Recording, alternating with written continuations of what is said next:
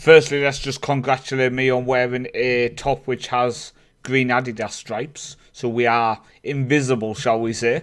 Welcome to the first episode of the 2037 season and the first episode of a new look Build a Nation series now, where I will be doing a before and after the season video. Now I'm hoping within this video now we have more time to look at the transfers we've made, have a look at other teams within our league, how they are looking going into the season, and how our European campaigns go. Because I'm hoping then when we're coming back in these episodes, we can recap the European run as well and that kind of thing. So if you are excited for that, please make sure you do comment below and let me know your views on this new layout. If you haven't already, because 73% of my viewers are not subscribed to the channel, please go down and hit that subscribe button. It's very much appreciated. So we are starting the 2037 season with AB, and I'm hoping it's going to be a more successful season than last year in terms of our performance. We won the treble last season domestically, but I just felt like we weren't performing the best we could. So I'm hoping it's going to be a bit different in this season coming up. So let's recap how it's gone so far this season, because now we get to look at the before the season stuff. I'm liking the new idea of the setup. So we started pre-season with 2 friendlies. Nuremberg 0-0 before beating our B team 4-1. Played at a neutral venue, weirdly. I don't know why we couldn't just play at our own ground. Whatever. Then we played the final 2 games of the group phase, beating Karabakh 4-0 with Mosek, Egerlin, Little Skara and Kilberg on the score sheet before a 1-1 away to Almira saw us finish in 19th place with 1-3, drew 2, lost 3, seeing us go through to the knockout rounds. We drew Almira again and we managed to get another draw, 2-0. Problem being, we were 2-0 up and completely dominating the game and then decided to give them 2 goals and get back into it. Very, very disappointing. We then played B68 in a friendly because they asked for one and I couldn't say no because they're an affiliate. Very annoying. We did rotate quite heavily. We then played Almira in the second leg and lost 3-2. Now, unfortunately, we were 3-0 down after half an hour. We did come back with 2 goals to make it more respectful, but by that point, we were going home and the European dream, the European adventure was over. There were some big teams left in the knockouts, to be fair. Luzern knocked out Werder Glimt. Basel knocked out Hajduk Split. Sparta Prague knocked out Elfsberg. Villarreal knocked out Shakhtar. Michelin knocked out Viking. OB knocked out Parma. And Montpellier knocked out Vaduz. The issue behind that was obviously that the next round was this round of 16. And you see there you've got the likes of Tottenham, Dortmund, Atlanta, Leicester in it, Nantes, Red Bull Leipzig, Besiktas and Newcastle. Super rich Newcastle were in it as well. So we're not quite at that level of winning these type of competitions. But I think in the likes of the Conference League we could have gone quite far. But Europa League wise we're just not there yet. We're just not there yet. In terms of the coefficient wise, how that has left us so far then, we have 25.375 points for next season when it resets in July, or June, sorry. So nobody behind us has catched us. We're finishing a point, just over a point ahead of Slovenia. We're not going to overtake Switzerland, but we will overtake Bulgaria, and we will overtake Cyprus. We're not going to overtake Greece, and we actually will overtake... Is that Israel? Yeah, Israel. So we are going to actually go up 3 places. 2, 3. So we're going to go up into 24th place. Now that would see us, 24th place is here. So that would see us go back into the slot of having a team in the second qualifying round of the Champions League. That would see us keep it exactly how it is no, it would actually see us have 2 teams in the second qualifying round of the Conference League. So we are going to be massively helping. Both of our teams at the minute who play in the Conference League in the first qualifying round, they will go up in the second qualifying round. So we do need to have a good season next year now. I think that is key to us continuing to push on. Now, in terms of having a good season, I think that does depend a lot on KI. And they are looking very solid. Now, the sad thing is, they didn't get to the group phase last year, going out to Romania. It is Romanian side Faroe in the qualifying. So this year, they do need to push on. Transfer-wise this year, have they made any big signings? Who've spent 350k? Everson from Tromsø they've picked up. He is actually decent. I'm happy with that one they've signed. And Piraservic, they've brought in an Icelandic left winger who looks really poor, to be fair. They spent 325k on him. I feel like they had the pants down. I feel like that's a signing you make when you've not checked all the attributes. You maybe have only scouted them 50%. You're taking a risk. They've took a risk. It's backfired dramatically. But we are hoping KI can push on. In terms of the clubs, by the way, Vesta are professional now. We are obviously professional. B36 are not. EB are professional. Sudaroy are not. KI are professional. Ness are not. Scala are professional. TB are professional. Vikingur Goethe are professional. So there are quite a few teams who are professional now in the league. So that is nice, and hopefully they will continue to push on. Transfer-wise, we're going to look at now, and you can see I've got a few to show you who are coming in throughout the next 12 months. But first off, let's look at the signings we've made over the winter. Not too many, which I'm very pleased about, but sales first then. Jeljic, our Croatian who we signed, the attacker, has left us. Very good attribute-wise, but just he never impressed me that much. 24 years old, takes up a foreign player slot and just never blew me away, so we sold him for $1 million. Freud Nelson, we've ended up selling to Vikingur Goethe. They came in for him. I'm happy to help teams within our league, so we've let him go. Smith, now I really wanted to hold on to Smith. You can see he's a very talented defender and can play centre mid as well. But unfortunately, he was kicking up a fuss. He wanted to leave. We paid $500,000 for him. He had a few years with us. We've sold him for $1 million. Cut our losses and just move on. Nicholas Johansson Nielsen. Now, this is a guy I said to you guys, I was very scared that we weren't ever going to see a return on money. We paid $1.5 million for him. He never looks as good as I thought he would be or thought he was at the time. Hansen's now come back and is happy to stay at the club, so we don't need him. Well, we've managed to get a loan deal, which we are making $875k on this loan deal. So if we can sell him at the end of it, we don't even need to sell him for $1.5 million now. We're going to get our money back. So I'm really pleased with that.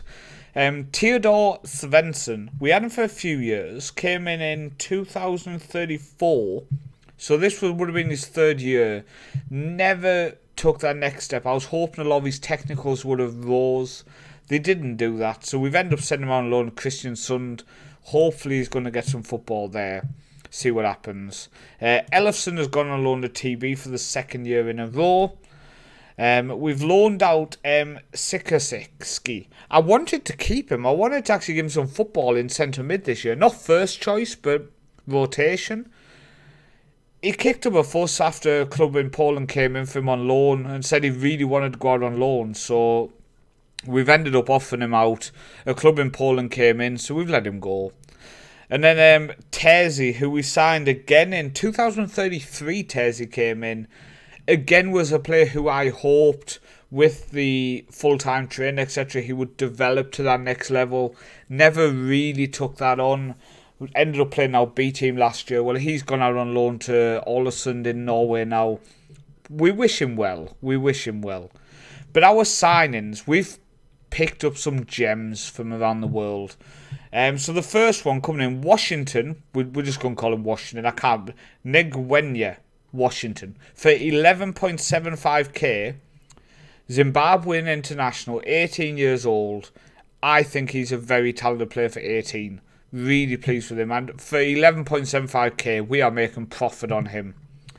Our new first choice right back, replacing Omar, who obviously we sold Copenhagen last season, Erland Linnerud, comes in 3 million, bit over the top for a 21-year-old, but technically not the world's best, but physically and mentally a very good player. So really pleased with him. Comes in as our new right back.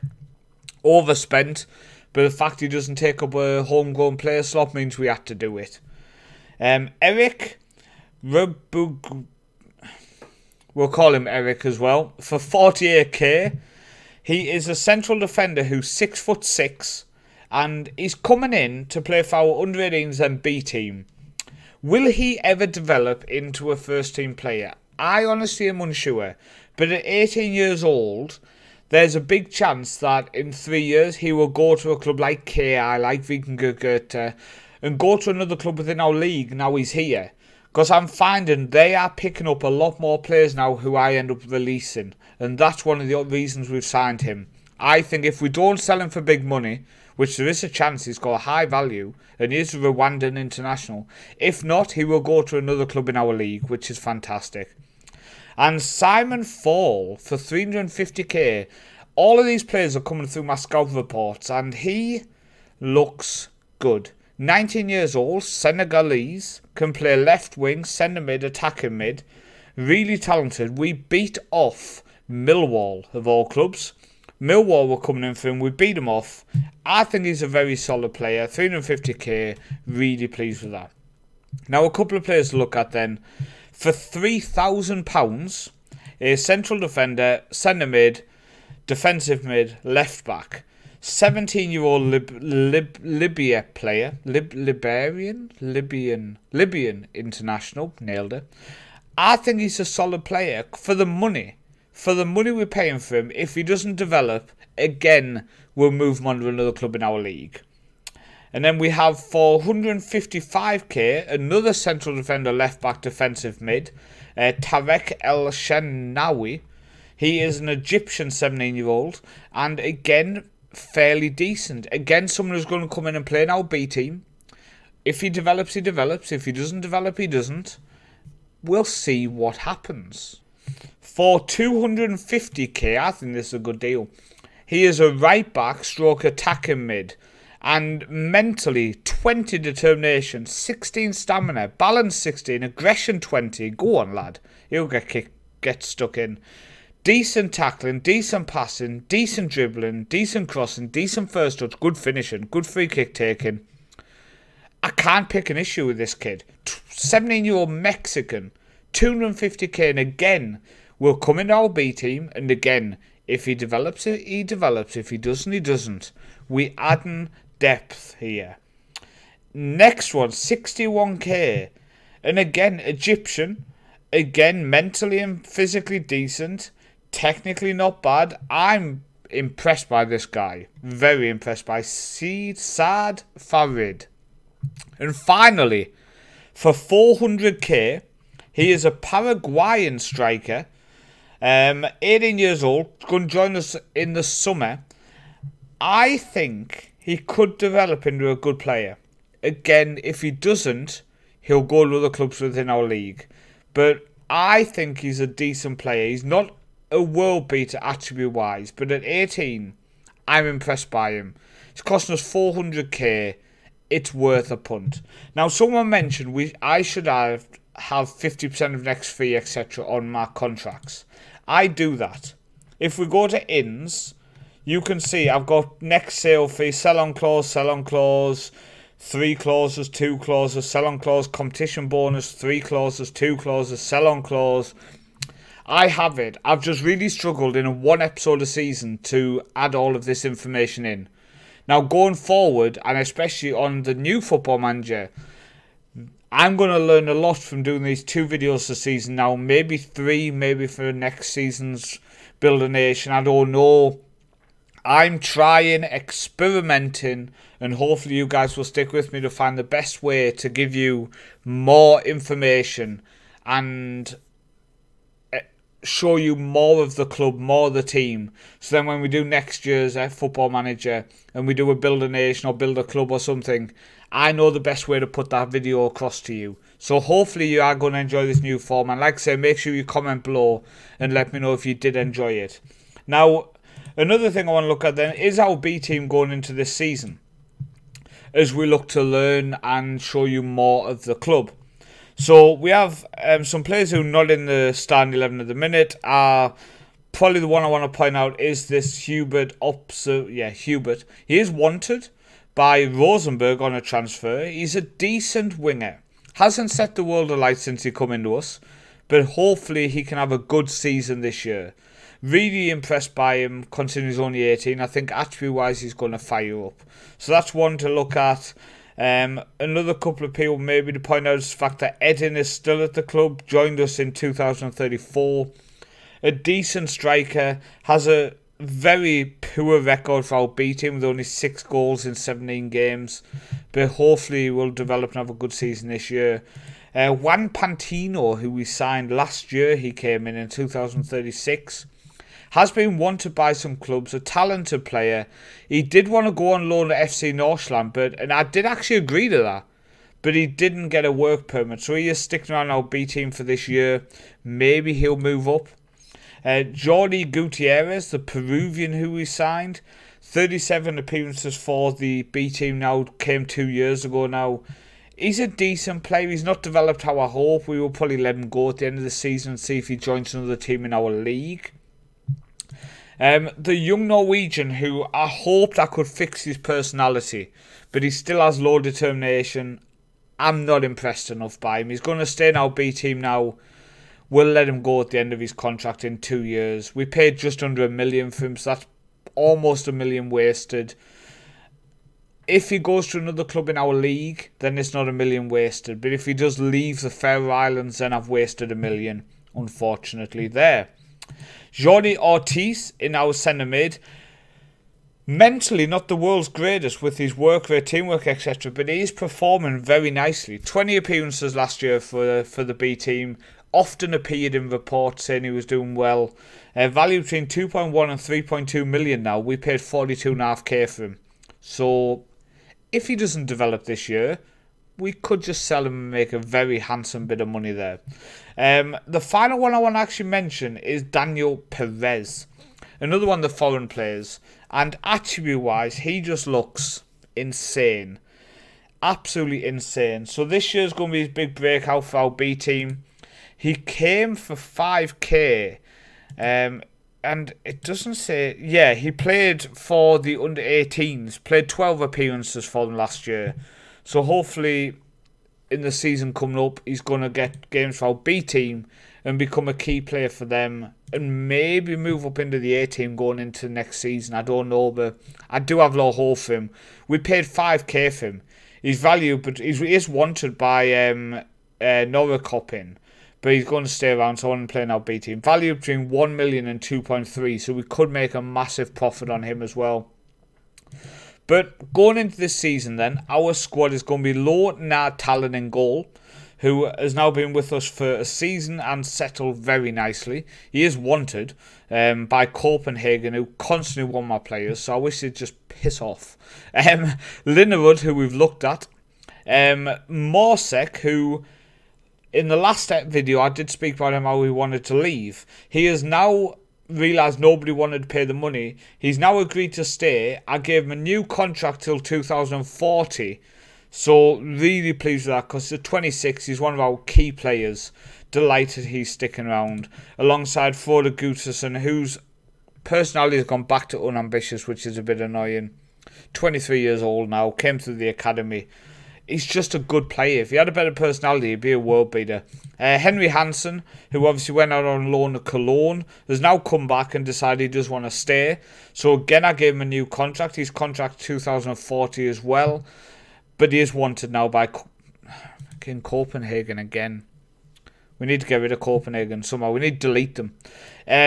I think going in this season, I've settled on Michen in the deep line playmaker role. Really talented player. I just think this was a top signing for 1.5 million. Value between 2.2 and 4.7. If we have a good run in the Champions League this year, he could go up even more. Alongside him, we are sticking with Fallon Lear. Been at the club since 2031 now, and he's only 25. The only thing that upset me is just before he'd been with us for 5 years and he could become a Faroe Islands player, then he wouldn't have classed as a foreign player. Just before that, Senegal finally gave him a cap. So he is capped by Senegal now. They're not even using him that much, which is annoying because he would have been my key player at Faroe Islands. But unfortunately, he's long gone in that. Cookie is still our right winger. We did reject a few £4 million bids for him just because he's an assist king for us. And if we go on his history side of things, 20 assists last season. That's when clubs started coming in, sniffing around. But he never kicked up a fuss. Professional personality. He was happy when I was rejecting them, so we're doing that. Kilberg in attacking mid. I mean, this guy is just our legend of the save. 9k, 168 appearances in the league for us, 101 goals, 126 assists. And that is why he is our attacking midfielder. Egelin on the left wing. Couple of years left on his contract. Really talented left winger. 25 appearances last year. And he's just a player I really like. Little Scar up top, who also last year wanted to leave, has also now realised nobody wanted him for 4 million. So he has also now signed a new deal till 2040. And he has 41 league appearances for the club, 63 goals. So he's a decent striker, shall we say. And at the age of 21, we are just hoping that the national team don't come in and throw in a cheeky bid. Oh, my alarm's going off. We are hoping the national team don't come in and throw in a cheeky contract offer, and we will be able to make sure he gets capped by the Faroe Islands in a few years' time. Let me check when that is. 880 days until he can play for the Faroe Islands. So, yeah, no, a couple of years. Hopefully he doesn't get a cap. On our bench, we have Anders Eriksson, who's now been with us since 2028. So he's been with us for 9 years now. Is obviously a Faroe Islands international now. Came to us as a Danish player. He's just happy to be a backup. Michael Meng, who we signed last year, only 19 now. Very talented central defender. Might end up being first choice alongside Messick, and Gutterson will get dropped. The only reason he's not is because Gutterson's an academy player. I've wanted to kind of stick with him. But, you know, Mabuda is still on the bench. Very talented player. 20 years old. Been with us a couple of years now. 18 appearances. Johus, who still won't bloody play for us. He's got dual nationality. And since the age of about 17, I've been trying to convince him to become a Faroe Islands player. He just doesn't want to do it. But he's our backup defensive mid still. Erdegaard is our backup attacking mid. Still very talented. 21 years old. We paid 2 million for him. He's not valued at that. Main reason he's still sticking around. John Anderson, who we signed a few years ago now. 2032 he came in. So he's been with us 5 years now. Never really broke into the team. But he's a solid backup, shall we say. And then Aaron Carlson, who went on loan to EB for a couple of years. Scored 22 goals in 42 for them. Is getting a chance as our backup striker this year to see how he can do. Then you have Benson, who we signed from Vikingur Goethe. He is a young Faroe Islands defender. Very talented, to be fair. Still the age of only 19. Dios. We'll just jump through the rest. We've looked at Wellington. Aki Samuelson is now 32 years old. Been with us since 2025. Simon Fair, Midskogen and Sunsum. So Midskogen's actually started to become quite a regular. 40 appearances, 16 goals. Can play both wings and striker. Probably Copenhagen want him. No, Middlesbrough and Vanders. Hopefully we can hold on to him. We paid 1.6 million. He is a fringe player contract, but he is very much a squad rotation player. And Sundström is more of a backup. But again, a very talented player. We paid just under 1 million. 20 years old now. A couple of years ago we signed him. Another player who I hoped when he came to us at the age of 18 he would develop and develop. He hasn't done that, but he's still a decent player. But I think we've gone through a lot. I think we've recapped quite a lot of our squad. We've looked at our signings. We looked at our European run. We looked at our pre-season. So hopefully you did enjoy this video. The end of season will come on Thursday. I think I'm going to do that for. Because it's not for another week. So I do have time to now play the actual season. So hopefully you enjoyed the video. Comment below if you did. I've been Paul Olsen the Northman. We are 664 games in our career as AB manager, 109 defeats, 71% win percentage, and I'll see you next time.